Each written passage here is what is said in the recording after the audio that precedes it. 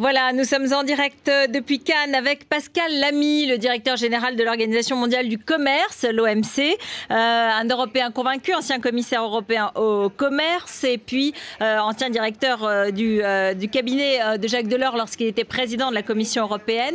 Merci beaucoup d'être en direct avec nous depuis Cannes. On va parler bien sûr de ce fameux G20 qui commence officiellement demain, mais c'est d'abord la situation de la zone euro et de l'Europe de façon plus générale dont je voudrais vous parler. Est-ce que ce soir, vous êtes inquiet ? Oui, je crois qu'on ne peut qu'être inquiet et sur la situation grecque, et sur la situation européenne, et sur la situation mondiale, ne serait-ce que parce que ce qui se passe en Grèce a des influences sur ce qui se passe en Europe, et ce qui se passe en Europe a des influences sur ce qui se passe dans le monde. Donc c'est une situation inquiétante, ça n'est pas nouveau. Nous savons depuis cet été qu'il y a un risque de repiquer dans une crise dont on était un certain nombre à penser qu'on pouvait sortir il y a encore 6 mois ou 7 mois. Donc c'est un fond de tableau extrêmement sombre pour nous tous qui participons au G20. Voilà, l'Européen convaincu que vous êtes est plus qu'inquiet, j'entends. On le dit depuis quelques jours, la zone euro est au bord du gouffre, au bord de la catastrophe.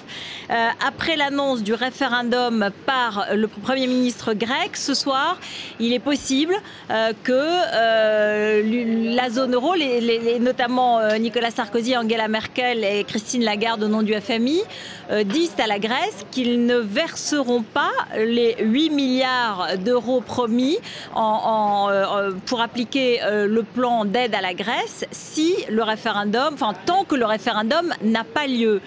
Est-ce que c'est le bon moyen pour accélérer les choses ou pour faire revenir en arrière le Premier ministre grec ?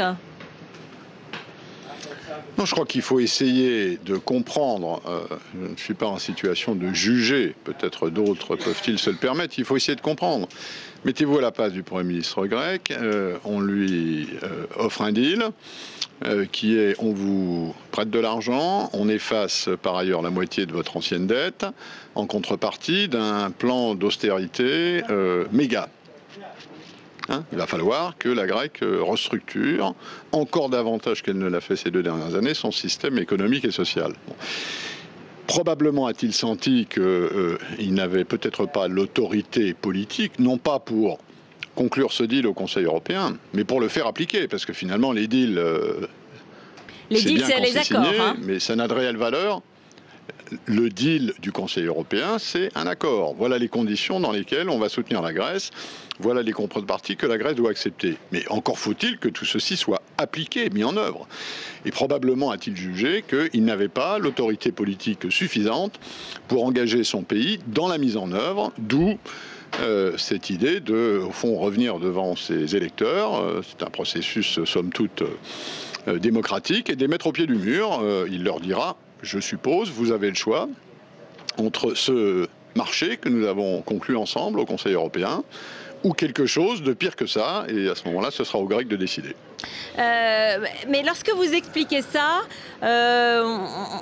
on a l'impression que vous pensez plus aux Grecs qu'aux Français ou aux autres Européens qui risquent de prendre un peu en boomerang la décision grecque. Un non à ce référendum par les Grecs, c'est un effondrement de la zone euro, c'est une catastrophe, tout le monde nous l'explique.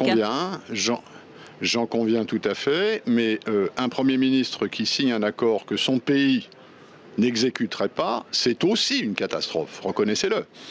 L'important, c'est ce qui se passe dans la réalité. Ce que les créanciers de la Grèce qui s'activent sur la dette grecque sur les marchés, ce qui les intéresse, c'est pas des déclarations, c'est pas des conclusions de sommet. Ce qui les intéresse, c'est que tout ceci soit mis en œuvre. C'est ça qui compte à la fin.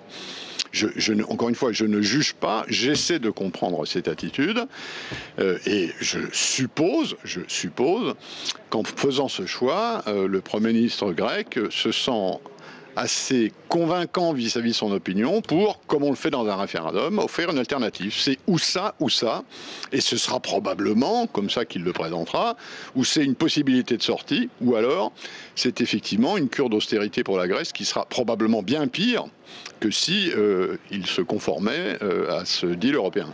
Voilà, le référendum porterait donc sur le plan d'aide et pas sur l'appartenance à la zone euro.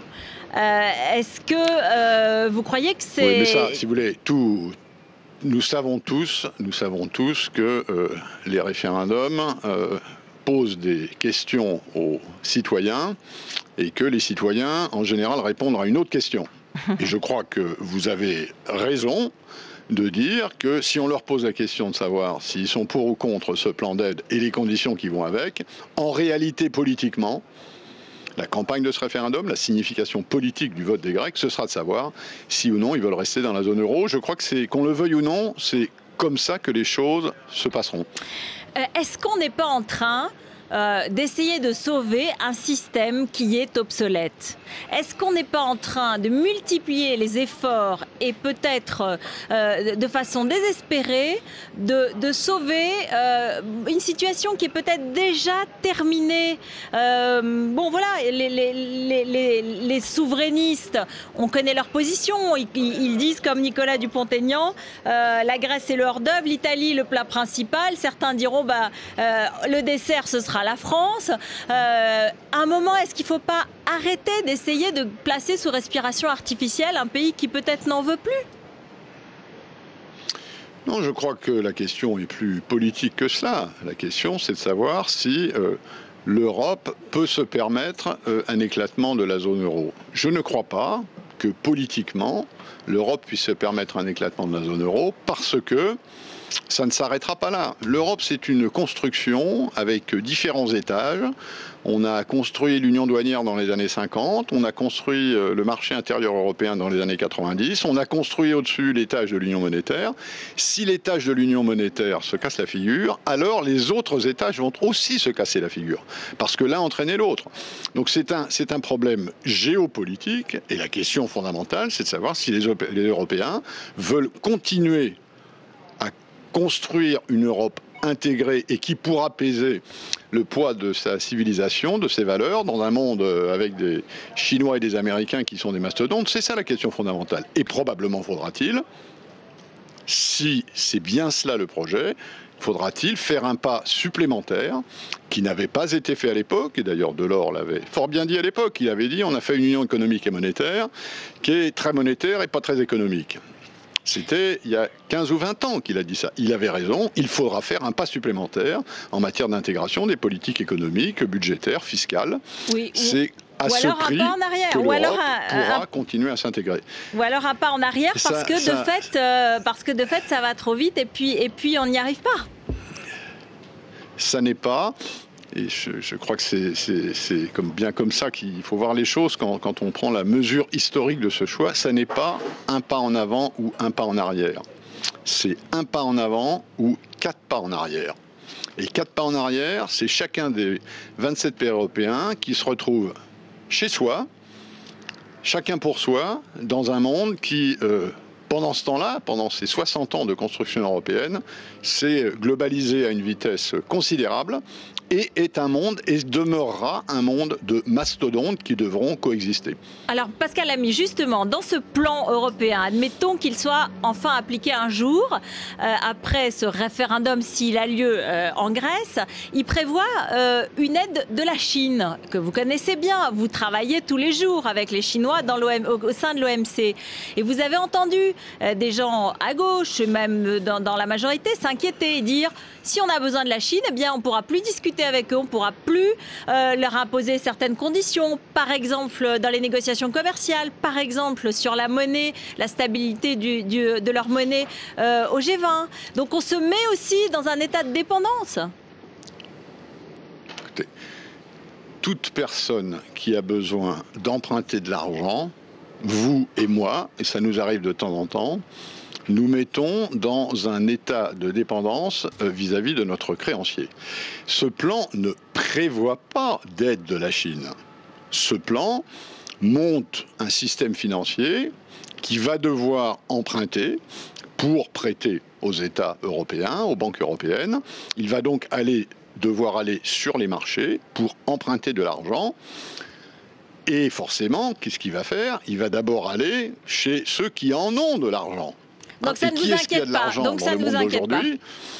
Je ne crois pas que les investisseurs chinois, et je suis suffisamment souvent en Chine pour savoir que l'opinion publique chinoise fait très très attention à ce que les dirigeants chinois font avec les sous de la Banque centrale, avec les réserves du pays. Je pense que les Chinois se comporteront en investisseurs. Ils ont investi énormément dans les bons du Trésor américain. Pour autant que je sache, les États-Unis ne sont pas devenus des vassaux de la Chine. Je suis sûre que vous suivez la politique intérieure française depuis l'OMC et depuis les réunions du G20. Vous avez suivi l'élection de François Hollande à la primaire socialiste. Certains, dans la majorité, disent qu'il n'a peut-être pas assez conscience de la gravité de la situation de la zone euro et que les propositions de la gauche pourraient mettre en jeu, mettre en péril le triple A de la France, par exemple. Vous avez raison de dire que je suis la politique intérieure française parce que c'est celle de mon pays. Pour autant, dans la position dans laquelle je suis, j'ai une obligation déontologique de neutralité qui consiste à ne pas en parler sur des antennes qui ont autant de spectateurs et d'auditeurs que la vôtre. Le G20 qui va commencer demain pourra donner des résultats dans ce contexte très agité et assez confus? Il faut l'espérer. Un des grands mérites du G20, c'est que ce sont les grands chefs qui sont autour de la table et que le rôle des grands chefs, c'est aussi de temps en temps de prendre du recul par rapport à l'actualité immédiate, de regarder ce qui va se passer dans 6 mois, dans 1 an, dans 2 ans. Et il y a sur la table du G20 tout un tas de sujets que la présidence française souhaite traiter, qui sont des sujets macroéconomiques, qui sont des sujets monétaires, qui sont des sujets commerciaux, qui sont des sujets sociaux, qui sont des sujets agricoles.